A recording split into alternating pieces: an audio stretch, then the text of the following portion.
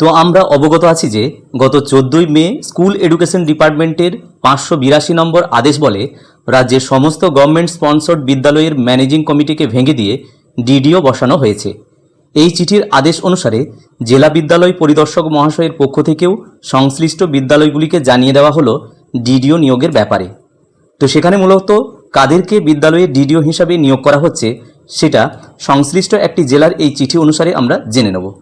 তো এই চিঠি মূলত দেওয়া হচ্ছে জেলা বিদ্যালয় পরিদর্শক মহাশয়ের পক্ষ থেকে জেলার সমস্ত সার্কেলের এসআই অফ স্কুল এবং পার্টিকুলার একটি ব্লকের আন্ডারে যে সমস্ত স্পন্সর্ড ম্যানেজমেন্ট স্কুল রয়েছে তার এআই অফ স্কুলকে।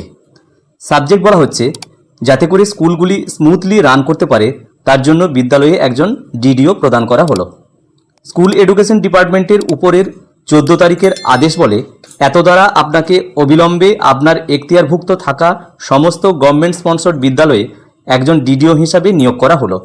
এই আদেশটি সেই সব বিদ্যালয়ের ক্ষেত্রে প্রযোজ্য নয় যেগুলি ইতিমধ্যে ডিডিও অথবা অ্যাডমিনিস্ট্রেটর বা প্রশাসক দিয়ে পরিচালিত হচ্ছে। এই চিঠি অনুসারে এখানে একটি ব্লকের উল্লেখ করা রয়েছে। সেই ব্লকের আন্ডারে যে সমস্ত স্কুলগুলো রয়েছে তাদের ক্ষেত্রে ডিডিও হিসাবে ওই ব্লকের এআই অফ স্কুল মহাশয়কে ডিডিও হিসাবে নিয়োগ করা হচ্ছে।